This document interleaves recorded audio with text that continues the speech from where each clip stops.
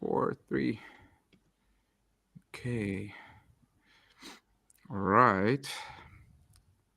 Let's see. We're connected to YouTube. Let's wait for LinkedIn for a little while. It usually takes a little bit for it to connect.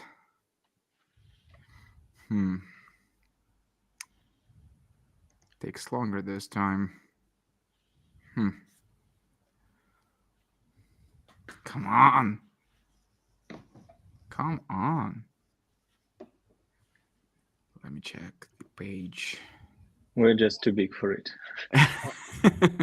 I was thinking that just four too much heavyweight value. names there. Too much. Well, okay, it's connected. It's finally connected. So we're going live on LinkedIn. Yeah, it's live. It's good. It's okay. All right. Welcome back to Odys Talks, everyone.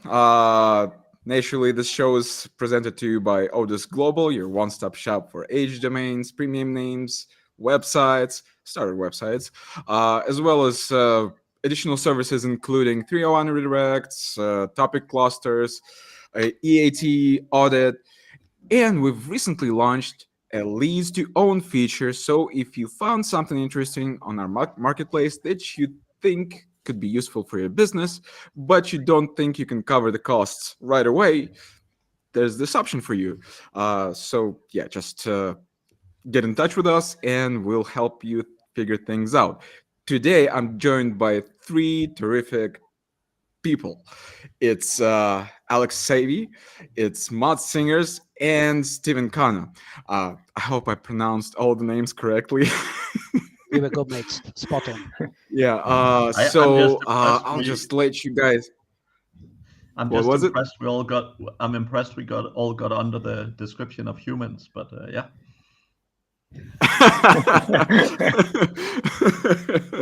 True that, Matt. Yeah.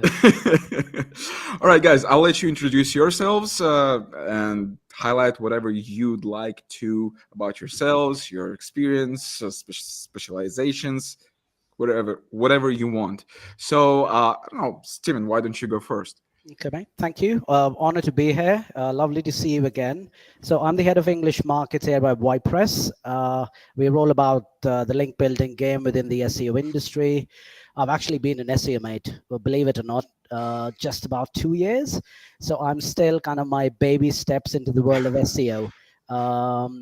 What drives me a lot is building businesses, growing them.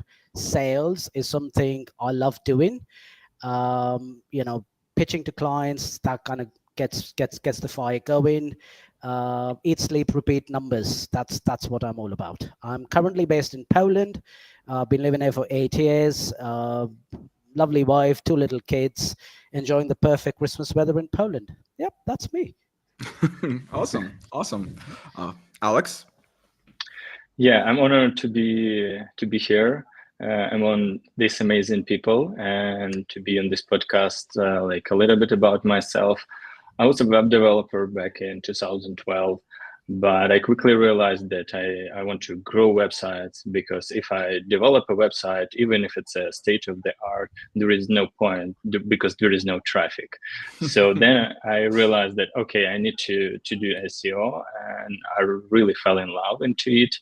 And I was working for an SEO agencies, like for 2 of them, and then I switched to affiliate marketing. So I've been doing it since 2017, and I'm still doing it. Like one of the websites was sold half a year ago, and I was mainly in the mattress industry, but now I do SEO consulting, still have affiliate websites and some local businesses. Awesome. Thanks. Matt? Yeah, I do a lot of fun things. Some of the most fun is management coaching and consulting, where I teach business owners how to really build and grow a big team. So most SEOs are not necessarily the best at hiring the right people and delegating and all this stuff. So that's what I teach them. I have a large outsourcing company as well called Odys Sourcing, and then I run one of the best SEO conferences in the whole world. called SEO Mastery Summit in Vietnam, which is True. fantastic. And yeah, that's sort of the top 3 things I would do right now. Awesome. Thank you, guys. Thanks for introducing yourselves. So let's hit it. Ladies and gentlemen, we are live. Yeah, not the MGM Grand Garden Arena, but whatever. We're live. Even better, mate. Even better. Yeah. Funny thing about, well, not funny, but curious, interesting thing about today's conversation is that it's not going to be about SEO in particular. I mean, we'll definitely touch on SEO in one or the other way, but in general, I mean, we got people who are growing brands, businesses, help grow teams, right, and make it work effectively, productively, efficiently, all that kind of stuff. So this is like Mod said, like most SEOs aren't good at hiring the right people. And what I've noticed about SEOs is that a lot of them are pretty hard to have a hard time to get along with teams. I mean, we do have examples like Matt Diggity, right, who has a huge team and several companies and stuff like that. But most people, they're just like their own man, you know, they're doing stuff on their own. So this is really, really, I'm looking forward to a very interesting and intriguing chat today among you guys, because you definitely like sort of on different spots of the spectrum, right? Like, for example, Alex has been growing his personal brand for the past, I don't know, for a while, right? Steven is more into marketing and growing brands and stuff like that, and Mods, as you highlighted, is into helping businesses growing teams and stuff like that. So, the first thing I would want to ask you is, how do you get out of this one person shell and start looking at the project, whether it's SEO or, I don't know, a small restaurant or I don't know, anything else, and start looking at it from an outer perspective, thinking about how can you scale it, how can you grow it, what people you need for it, stuff like that. Whoever wants to go first. I don't know who has this itch inside of him. Well, I can go first, or Sure. if Mets allow me to do so. It's not my core competence, but I can share some of my ideas and my experience. For me, the game-changing part was networking. Basically, when you have a problem that you're trying to solve and you don't know how to solve it, you can go to a person or a company which already did it. So you can go to them and ask like what you did, what was the most efficient way to solve this problem, and basically they share the value if you know these people. And for me it was the most efficient way, because at the beginning you're just like, okay, I know how to do this, but like if I go a little bit further, like my next step is, okay, I need to do this and that, but I don't know how to do that, because like my career, I was an SEO specialist at the beginning. So like, how can I manage the team? How can I hire people? It's like a totally new skill. So I just like went to a couple of people, including Mads, and asked some questions like how can I, like what position do I need? Like how can I recognize the best person for this role, or if I really need this person. So networking was a game changer for me. Cool. Yeah. Steven, Mods? Yeah, Mads. Do you go for it? Yeah, brilliant. Thanks. No, I agree with Alex. Networking, but it's what I've realized is networking only works if it's very targeted networking. And I've seen plenty of businessmen not even bloody knowing what the problem is. So they kind of, it's like a headless chicken in a dark room with a blindfold on, and then trying to solve a problem there. So I think it's very, very necessary is doing the groundwork, trying to understand where the pain points are, where the hurdles are, and then going out in the market, networking, being in conferences, but also asking the right questions to the right people. And I've realized very quickly, all of that only works if your timing's perfect. And I'll give you a simple example. Every time I want to ask a question which is going to elevate, whether it's my quarterly revenue or monthly revenue, and I want to do it myself to then pass on the knowledge down to my team, I go along on LinkedIn and I see, right, what the trends are. And if anyone's talking about something remotely associated with me, right, I wait for some sort of comment, some engagement to happen, and then I slip in a polite DM there just to start that conversation to try and learn. And then one thing leads to another. SEO is a small world, mate. We all know that. You know, we've all been running into each other, having drinks and doing SEOs and campaigns and helping each other for like few months now. And then what happens is you take further steps, you kind of engage with certain conferences. One person gets you to 10 people, 10 gets you to 100. But I think it's putting yourself out there.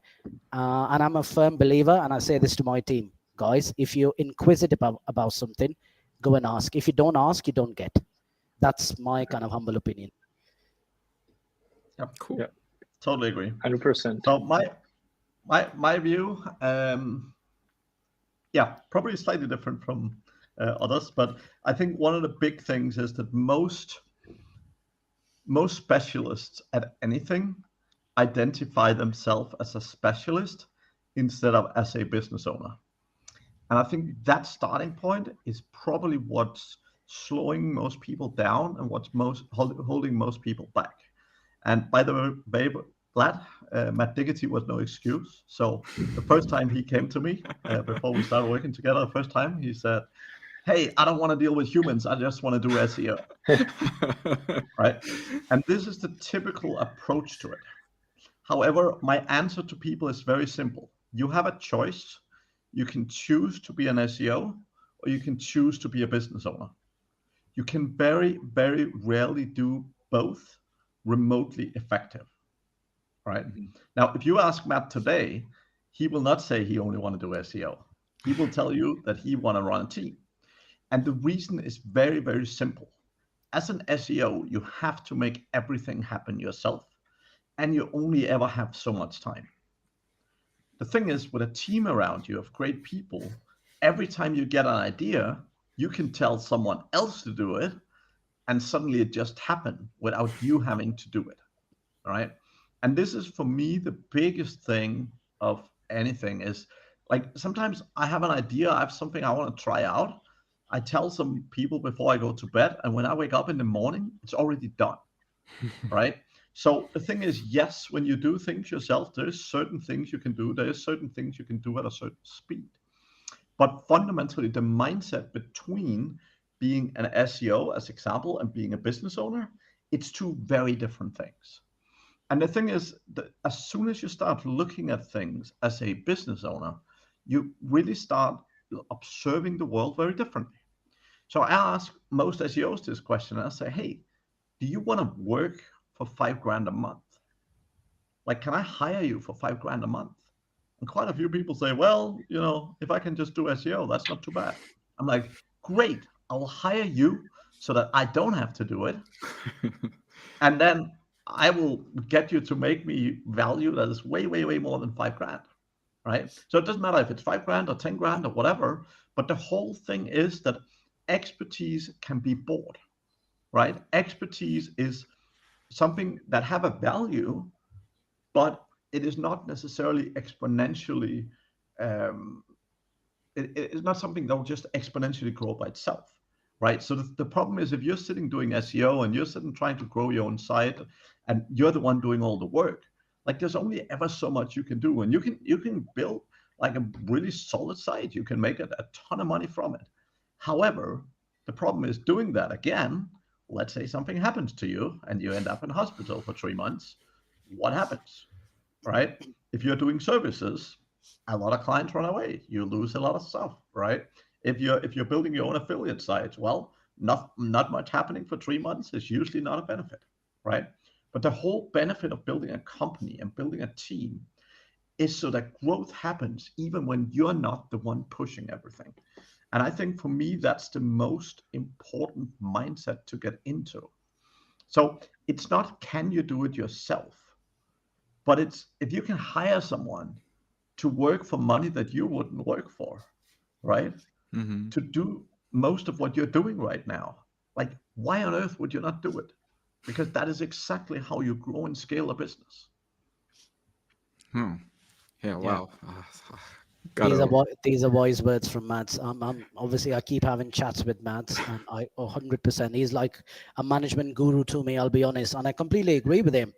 That's what I'm trying to build now. Fine, I've taken the White Presses business up to a certain point, but I'm now out in the market hunting for mini me, right? And then and another one and another one. And that's exactly, I believe, what every word he said. You cannot scale your business if you're very single-minded in a way that I'm not going to let go of a lot of stuff. But I think that also plays with certain human beings probably not trusting other people as well.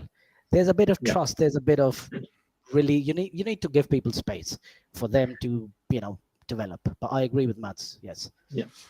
Okay, I remember the big Oh, go ahead, Alex. Yeah, I remember from one of our conversation with Mads, like one of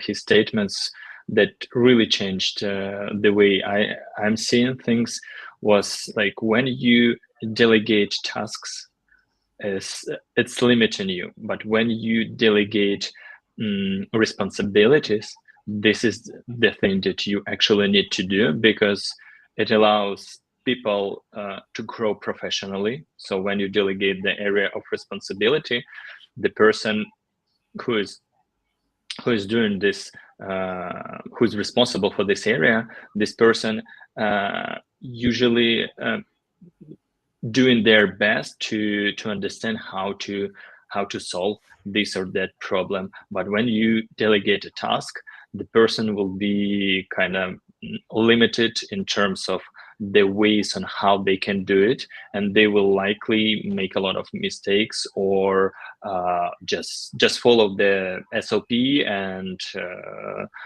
if anything happens, they just don't know what to do, and the task is not completed because they don't know what to do, and you need to ask someone else to check this task, or go yourself and see how things are going. And this is the area, like when I changed the perspective of delegating areas of responsibility, it allowed me to feel a little bit more confident in my team and how I'm personally seeing things. Because now when someone asks me like what we can do with this task, I'm usually like, oh, okay, it's your area of responsibility, you kind of do your best, and then we can discuss like how discuss the results and see on whether we need to do something else. Yeah, I would like to follow up on everything you've been talking about, especially the mini me part, right? I mean, a lot of entrepreneurs, solopreneurs in particular, right? It seems like in a good way, probably sometimes maybe in a negative way, but still, a lot of them are control freaks, right? Yeah. They want to have everything under their control. So there's this aspect of letting go of stuff, like Steve, you mentioned, right? Like you have to step aside and let others take care of stuff. So a question to all of you, but from slightly different angles. So for Mads, like how do you tackle something like that in your sessions? I don't know whether it's consulting or coaching, and how do you guys, Steve and Alex, handle it for your own selves? Yeah, so from my point of view, it's very simple, right? Like, not letting go of control is something you want to do if you're really, really eager for your business not to grow.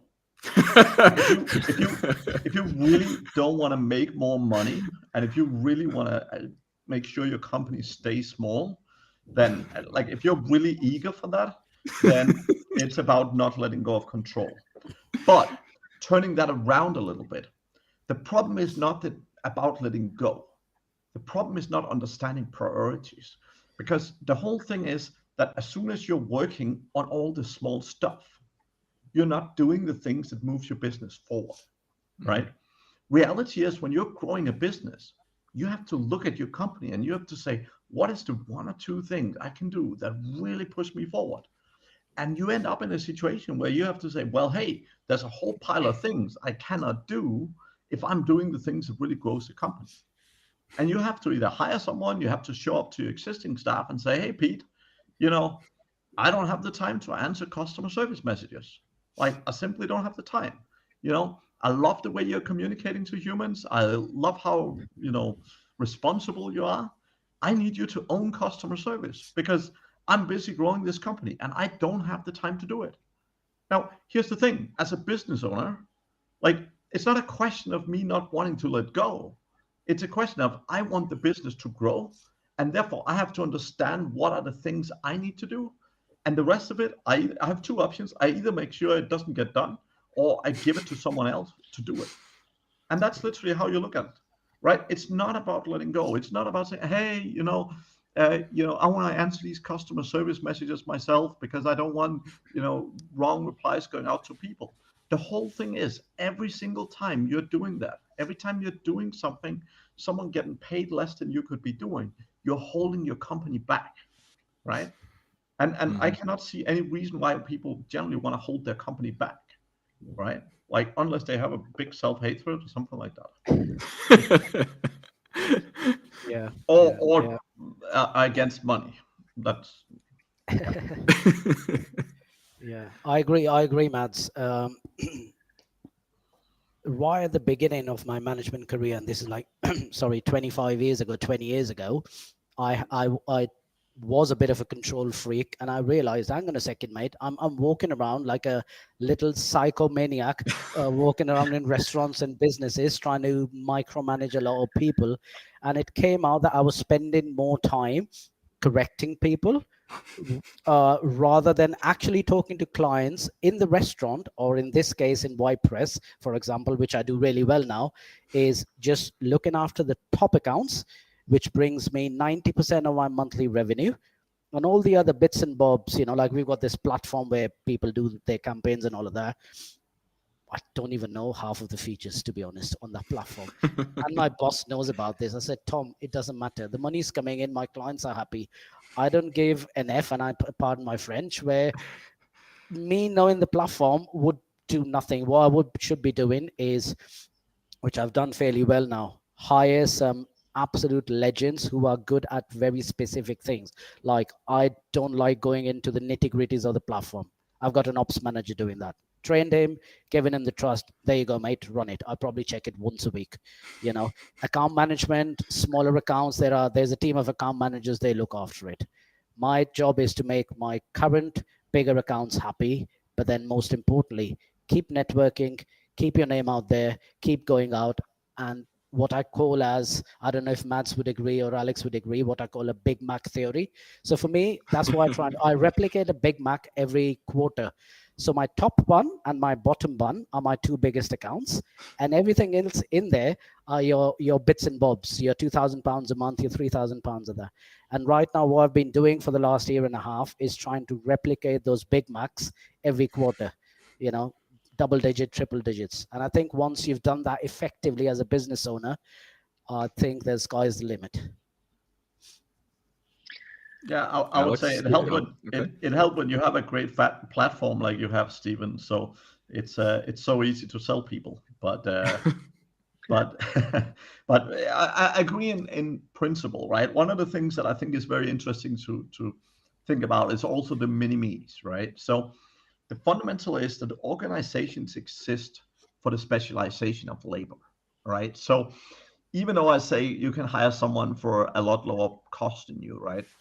What you're doing at Press, as an example, is a really, really great business model. what most companies do is and SEO companies in particular, is they look at all these customers. So they'll say they have some e-com, some local SEO, some global stuff, and they're trying to deal with it all. And they're hiring a bunch of themselves to deal with these projects. Now, the big problem with that sort of stuff is that you're kind of spending $2,000 to make $3,000. And while that's profitable, that's okay, right? Now, fundamentally, businesses, when you look at really successful businesses, they do one or two things and they do it really well. If you look at Coca-Cola, for many, many, many years, they had one product. And trust me, they were making a hell of a lot of money. Now, they could have started in the beginning to do 700 different soft drinks. And you know what would have happened? They would have failed. But they basically spent the time and effort in building one process and then perfecting that one process. And when you look at organizations and specialization of labor, when you have one process, then you can hire people to become experts at part of those processes. The problem many people have is they come to me and they say, hey, it takes me 3 years to train a good SEO. And then they just leave and then I'm screwed. I'm like, yes, because you're trying to train them in me. Instead, do this. Find one process, find one thing where you can deliver a ton of value. And that's like what you've done in WordPress, right? Like you have a great platform where you're selling fantastic links. And it's a very simple process. You have a bunch of people who are adding inventory, which is the first step of the process. You have a bunch of people finding people to buy that inventory. And obviously you have a platform team sitting around that. But it's a very simple process where you have people with very specific skill sets doing parts of that process. And that is the essence. If you want to build a really big company, really, really fast, that's about specializing and really digging down, not necessarily niching down, because niching down, most of the time people look at niching down and they're like, oh, well, I niche down to e-commerce. But you still have 800,000 different processes and 70 different platforms and all this sort of stuff. But if you really pick one thing, if you say, hey, we only work with Magento, we only work with this kind of setup, we only do this. If you really nail it down and say, this is our process, this is what we do. So one of the people I know pretty well, and most people probably know here, Stephen Toth. He is very, very good at him and his team. He's very, very good at making content outlines. And he literally sells that as a service. Not writing the content, not doing all of that, but doing outlines. And they have such a great system and they produce so high value for the customers. And they literally just doing the same thing. They have a couple of people with very specialized expertise skills in that sub area. And it's so easy for them to grow and scale, because teaching someone how to do a part of that process takes a week, right? So they can literally go and triple their growth and triple their market in a matter of a month, right? Most people can't go and triple their business in a month and still be somewhat functional. Getting some strong Goldratt vibes. Yeah, and just a little bit to add to, well, I remember one of my cases, like when I discovered one of the processes that allows me to get, Haro links, for example, and connect them, make them, build them in a different way on how no one is doing it. And currently we have from some months we have around 30% success rate, because we know what works, how exactly you need to do, and the process is so simple, but you really understand the details. And we have just one person managing quite a lot of projects, and it's because he knows what he needs to do, and it took us around a month to teach him on how to manage it. So yeah, fully agree with this. And sometimes only one thing can be a game changer. For example, links is a really powerful ranking signal. So if you manage to get some specific links, or let's say you are good at like content production. So this can be a really game changer. The problem that I notice a lot of people have is that they look at the titles that Google has like 200 something ranking factors, and they're trying to do everything, let's say, to speed up the website, to meet all of these core web vitals, and then spend a couple of months like developing something really good, let's say increase user engagement, because it was one of the major shifts in Google ranking factors with the recent Google updates. And I'm currently seeing some people are doing crazy stuff, spending tons of money and time developing things. But at the end of the day, like we just launched a campaign like 2 weeks ago that allowed us to grow the brand awareness and the increased engagement rate. And we spent like 2 weeks, and we now know the process, and it takes a couple of minutes to launch this process. So basically, it's about focusing on the thing that really moves the needle. Which works for you. As I was saying at the top of the webinar, a lot of people don't even know what they want, but they're just going to cringe and complain. That's why what you said about Google, mate. Google for me is like the Pied Piper. When they start playing their tunes, everyone follows blindly. They take everything on face value. That's why I love rubbing shoulders with, Matt Singers, Kyle Roof, Matt Diggity's, all the other legends who challenge everything Google says, and they actually show the community out there that, hang on a second, mate, Google's out there, they got shareholders, they got money to make, they're answerable to their shareholders. Where do they earn the money? Poor SEOs like us, in it. So a lot of people who follow them is exactly what they want. But yeah. Sorry, I've gone a bit off point. It's totally fine. Totally fine. The essence is 80-20, right? Like, again, if you look back at SEO the last 15 years, it's been two things: content and links. And today, 15 years later, it's still two things: content and links, right?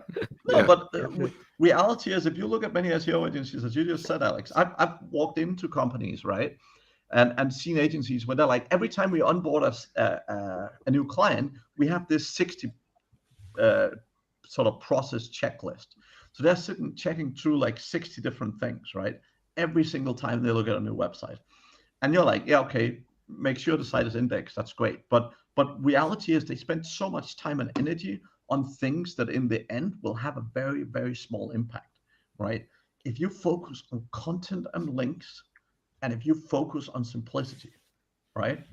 Like, I think now with AI, like, I would say it's a very, very interesting time, right? Because we used to, in our in-house SEO company, we used to buy a site, we would spend 20 grand on content and 20 grand on links, because that was 80-20, right? And we would make good money.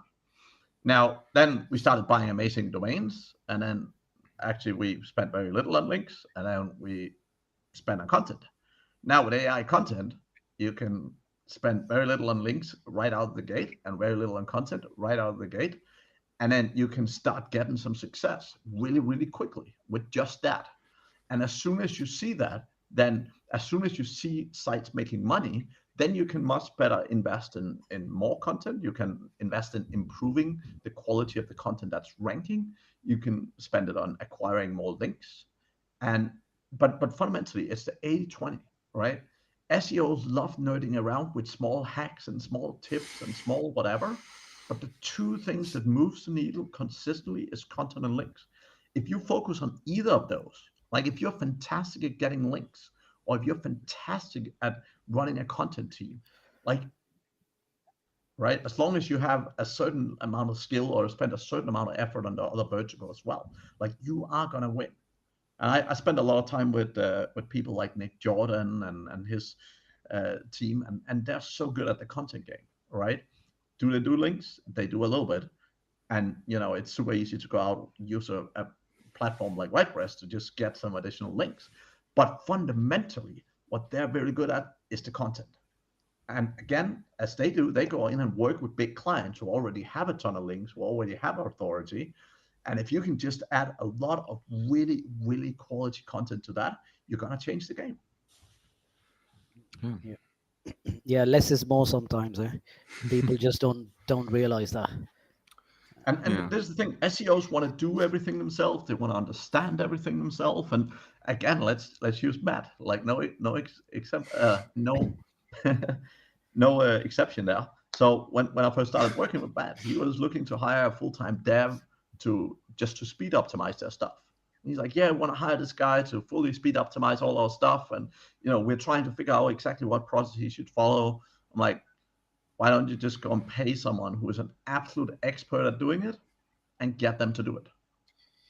And he was like, I agree. well, yeah, that would save me a lot of headache, right? Exactly the same as, I mean, again, my team were very, very happy when we started working with WordPress, because we used to spend, it wasn't necessarily the cost of money, but it was the time of headache, the cost of the team to sit and do outreach, and the amount of issues we had with, like, domains burning up from spam and all of this stuff, right? Like, we just literally, we went from having a team of 8 people to having one part-time person for link buying across all our sites, right? And we were getting more links. And when we look at the total cost per link, so when we included all our cost per staff and cost per tools, and something like PitchBox is $6,000 a year or something, right? Like that, there's a lot of very expensive tools. And when you included all of that, we're getting the links way cheaper now than we used to get them at when we added that cost on top, right? So a lot of time people just look at it and say, oh, I paid $100 for a link here. If I bought it at a link seller, it would have been way more expensive, right? But even if they go out and pay big agencies for it, like, they're fundamentally still gonna make money, because they don't have to do all the messy process in the background. But with a platform like WordPress, for me, that would have been an absolute game changer, because they're fundamentally not charging that much more, right? But I use it here because it's such a great example of how you can cut down complexity in your business and really get better result with less, right? I'll say the same with content agencies, right? There's super good content agencies out there who know what they're doing. And if content is not your strength, right, you always have to know what's your strength in your business. If content is not your strength, there's also content companies out there that are really, really good at doing high-level content. And again, very often, if you have, it's not just hiring someone in-house, but it's hiring an editor, doing some checking yourself. Like, it's not just a person, right? It's not just how much do you pay per 1,000 words. There's so many more things behind it, and that's fundamentally very important to think through. Oh, well, lots of knowledge bombs here. Yeah. Let's switch a little from this topic in particular and talk about growing a brand, right? Well, as I mentioned, Alex, you've been growing your personal brand for a while now, and Steve, you've transitioned to SEO just a couple of years ago, and I'm sure it surfaced quite some challenges for you marketing wise, because you've been dealing with a totally different thing in the past. Uh, so yeah, what does it take to grow a personal brand? And I think this question relates more to Alex and Mads, because you guys are known as the persons behind the stuff you do. So what does it take to grow a personal brand, in a nutshell, let's say, from your own perspectives, first of all? Well, as for me, like, a lot of SEOs and SEO industry don't know, like, marketing and branding as a whole, because some people used to apply techniques like links, content in a very straightforward way. But when we talk about branding and marketing, it's a little bit different. It's something that you need to understand, and it's different from, like, SEO. For example, like, branding stuff, it's this thing is evolving, because branding, it's about let's say, like, 20 years ago, people were attaching more to things or objects. For example, like I remember there was a campaign of KFC when they were advertising themselves as finger licking. So they were kind of like showing that they're so delicious that you will lick your fingers. This is how they were attaching their product, like their object, to people. But now it's more about relationships, kind of like relationship branding, which means that you're focusing on developing a relationship with your customers, and then you can develop loyalty among your target audience. This is, for me, is the true essence of branding nowadays, and we have a lot of tools to do so, which is SEO, social media, which you can combine and communicate with your audience. And the true brand is when your customers, they understand what are your values, and they connect to you emotionally. So if you do anything, like let's say you launch a new company or you create something like new service, they will trust you more than any other person because they understand your values and they are connected to you through relationships. This is, for me, the true brand that people need to understand. And it's not about just personal branding, it's also related to companies. When you have your values and you transition them into the world like in a correct way, so people understand and support it, and it's a matter of time and amount of effort when they will become more loyal to you. And brand loyalty is a sustainable competitive advantage, which means that it's very difficult to replicate, and it's unique, and it's superior to your competitors because it's unique and people trust you. Mm-hmm. Mm-hmm.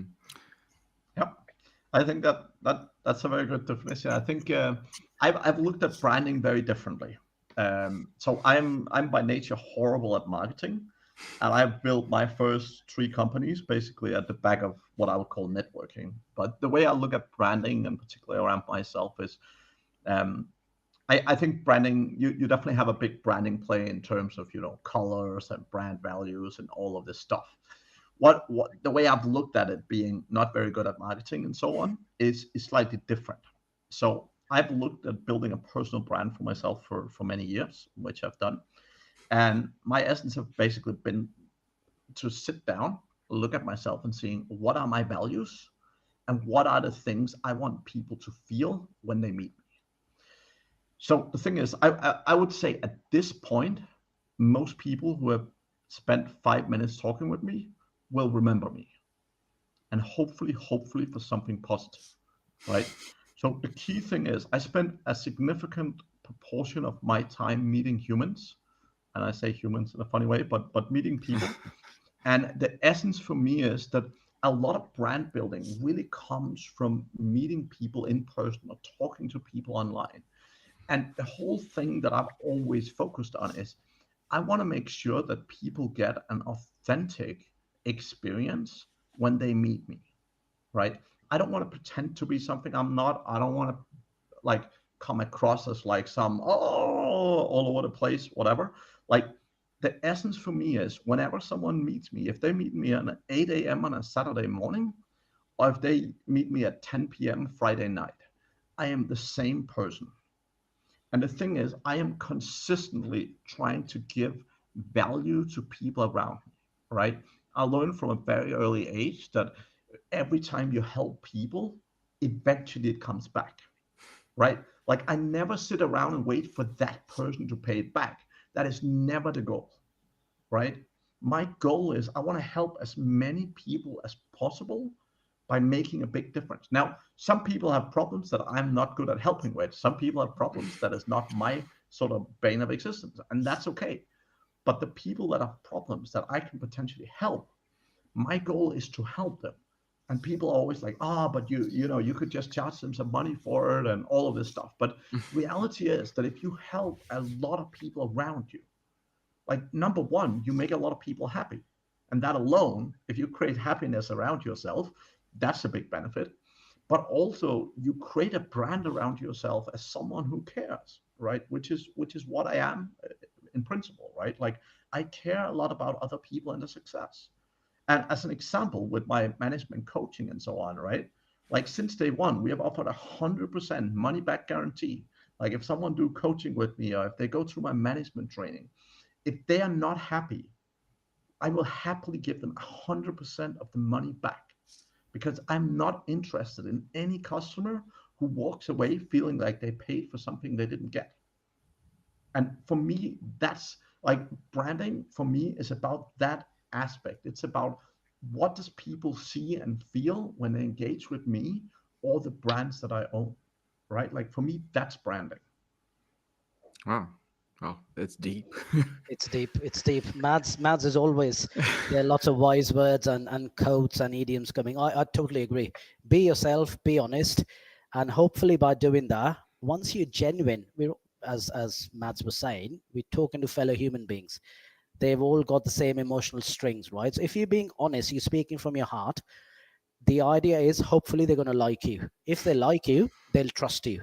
And once you've ticked all those boxes, more often than not, that business would end up being in your doors anyways.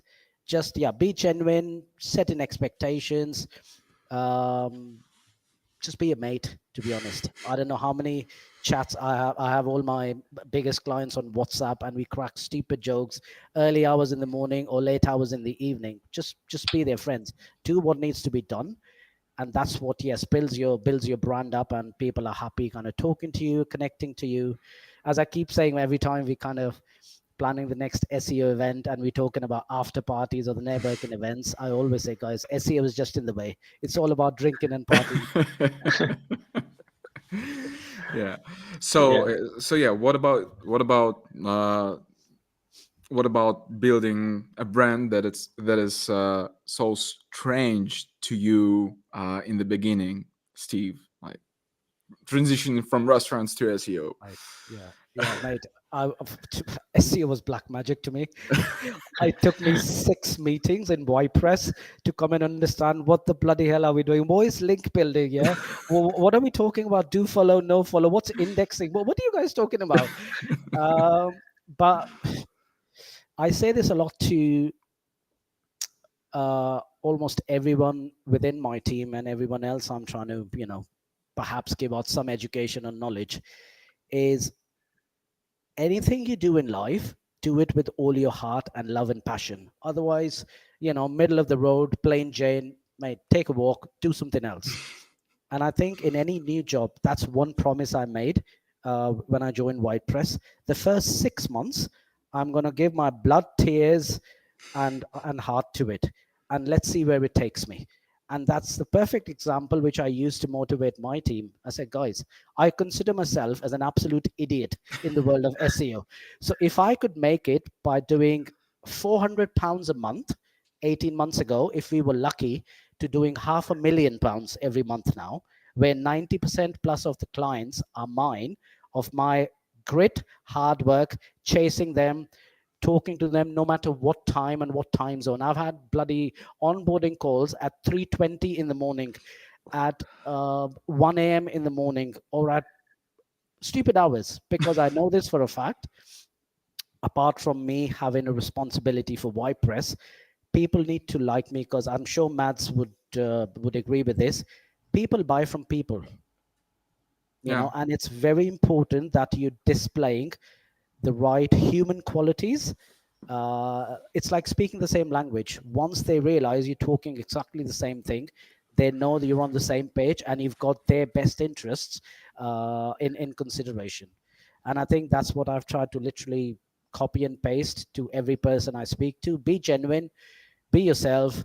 tell them what's possible, what's not, mix with a pinch of humor and a banter in there, deliver what you're supposed to deliver, and word of mouth, in my opinion, is the strongest branding you can have. People talking about you. True. And this is one thing I learned from restaurants as well. Quite a funny story. Just after I'd stopped working for Gordon Ramsay, I joined another brand called the Gauchos. We did an analysis. You worked for Gordon Ramsay? 5 years, mate, before he Oh, became a shit. celebrity. Wow. I was fresh. He was fresh out of uni. I was used to bust trays, Oh standing man, right next to him. one handshake away from Gordon Ramsay. Oh man, my wife will be so happy. I still text him from time to time, talking about, listen, boss, this is what I'm doing, and he's got no idea what I'm talking about. Okay, Anyway. sorry for interrupting. That's fine. What I was saying is, and I've forgotten what I was saying now. Well, I have an interruption for you, Stephen. So you said you're still the one bringing in the most money. So the best managers hire great people and make sure those people become even better than them. So my challenge for you is a year from now, at the end of 2024, make sure there's at least one sales guy who is way overachieving compared to yourself. Mads, my ambition is at the end of 2024, I should say, listen, I don't bring any revenue, but my team members bring in a 2 million here and a $3 million person sitting here. And one of my recent colleagues, Eddie, I've just hired him from the Irish market. He said, the best sales guy in your company should be making a lot more money than the CEO, which is so true. And that's exactly what I'm trying to do is, as I said, finding those mini-me's. But because it's still early doors, this is my proper second financial year within White Press. There's still a lot at stake where you need to identify the perfect time to let go of stuff, because you then know, okay, fine, the business is strong enough in order to run on its own. Yeah. So, but yes, it's been challenging, Vladimir, what you asked, in terms of completely pivoting from restaurants to SEO.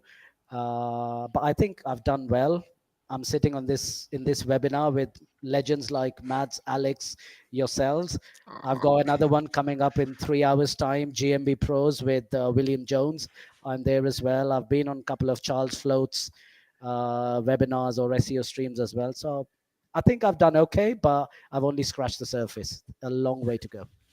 Yeah, I wanted to step in with people are buying from people, humans are buying from humans, and just to share an example of what we've been doing at Odys in terms of networking and just putting ourselves out there. So for a couple of years, even before I joined the company, when the company was sponsoring events, it was just the logo, maybe a banner, and no one from the company was present there, and it literally made zero impact, like really no impact. And then like this year, the company decided to send me to SEO Mastery Saigon 2023. And all of a sudden, we get like these tons of new connections, a cross promotion deal out of nowhere with Empire Flippers, stuff like that, just because we put ourselves out there. And since then, we decided that if we sponsor an event, we try our best to be there, at least one person. And except for SEO Mastery, all the other events this year included both me and Alex present there. Alex, our CEO and founder of Odys, and it really changed a lot in let's say in people's perception of the company, because they get to talk to us, they get to pick our brains, especially Alex's, because he's a domain in gold mine. if you get him started talking about domains, there's no stopping to do it, stuff like that. Don't let him talk too much, because then how to use domains. We don't want that. I agree. But I agree, mate, that let me drop a nugget here. Our ROI since we started attending conferences, or me pushing for conferences, has been an insane 400%. We've had most of the business I've built in WordPress thanks to these conferences. Being a platform associated with link building, cold calling, cold emailing can only get you so far. Yeah. But to crack those big doors for people to realize, okay, you know what, we can really trust Odys, or we can really trust WordPress, or Alex, his agency seems to be a fantastic place. You want people looking you in the eye, understanding, what, I can actually trust this bloke, Yeah. because he exists. It's not a random bot I've been talking to, and B, he loves gin and tonics like I do. Or a couple of beers. Yeah. But I think there's one more key thing about it, Stephen, is also one, like when you look at link building as example, there's so many companies out there providing link building. And the thing is, tend to turn to authority figures they know, or they turn to people that they somehow trust, right? And the thing is, when they meet people in person, it's so much easier to trust them, and it's so much easier to say, okay, well, this is not just some young dude sitting in his basement and spamming out some emails. This is actually a real business. They know what they're doing. They're they're doing fantastic work, and that way itself, like just showing up, just being there, and just building those connections in person, for me, that's a solid game changer.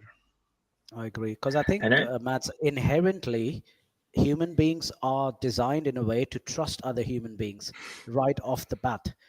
But if you're not doing that, you're not face to face, you're losing out a ton. I tell a lot of the agencies who use our platform, and I was like, mate, you're wasting all that money throwing and making Google richer by doing Google ads or Facebook ads. Just stop doing it. Show up in conferences, and trust me, your revenue is going to go through the roof. And I've got live examples. Some of the agencies in London, they've been with us in the Budapest conference, and they come back, Steve, oh, brilliant. We're so happy. Can I send you a bottle of wine? Can I send you a box of wine? Whatever. So sorry, Alex, I think I cut you off. yeah, it's okay. Yeah, I wanted to mention that like in the era of AI, which is like currently we honestly live in, personal connection, like knowing the person, will be a really good competitive advantage, because you can get an answer to almost any question with ChatGPT, Google Bard, or anything. They can even suggest you some companies or some solutions. But how can you understand like whether this or that company or person will actually deliver it? It's just like some words that the bot showed you, and you basically don't really understand, especially if you're not an expert in the industry. Like, how can you distinguish this company from that, in terms of getting the, like, ordering a service or a product? And we can also look at the rise of YouTube, like why YouTube is such a good marketing tool, because you watch the video, like actually you don't watch the video, you look at the person, and when you watch more of the videos from the same person, you will kind of feel the connection between you and this person.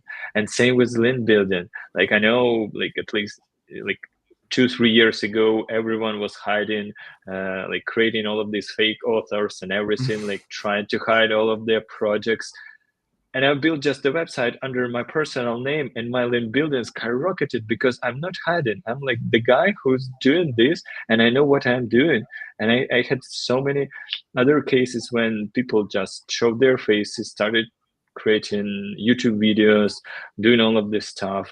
And it helps you with like everything, getting clients, getting links, getting really good content, because you can invite someone, participate in your content, and it will be a win-win for both. You will get a really good content.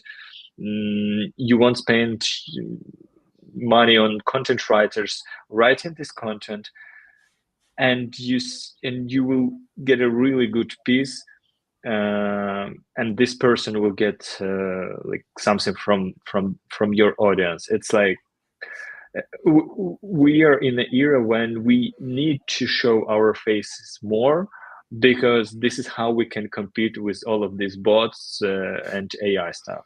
Yeah, true. Guys, how much more time do you have on your hands? I have literally 4 more minutes. I need to pick my kids up from Oh school. man, oh man. They're already ringing me.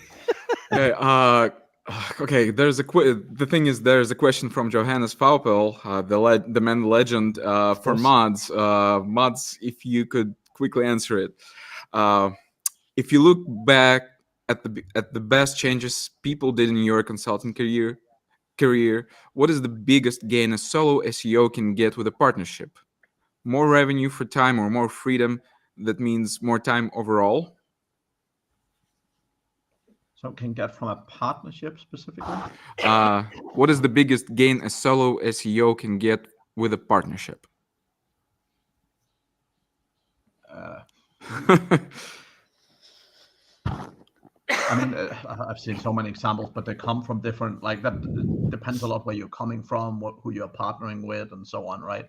Like I would say, I mean, I've had very good clients, or someone like Kurt Phillip as an example. It's not even partnership, but just for him, he was in a situation where he was working way too many hours, and literally for him just getting the right people on board, like majority of his team is in the Philippines, right? When everyone is so busy saying, oh, you can't hire great people there and all this good stuff, but he hired a solid team in the Philippines. He built his business on that, and he basically built himself a career in doing BJJ, and he spent most of his time in his life doing that, right? So I think for me, in partnership specifically, I mean, I think there's unlimited potential, right? So if you go and partner with a huge company out there, I mean, I think there's pretty unlimited potential in partnership specifically. But I think when you're looking at a great examples of what people have done in general that I work with, I mean, someone like Matt is fantastic, right? I mean, going from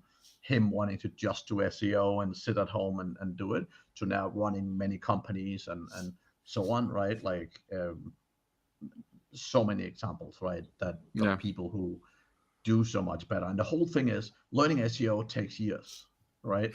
Most of the training I do is literally one full day training.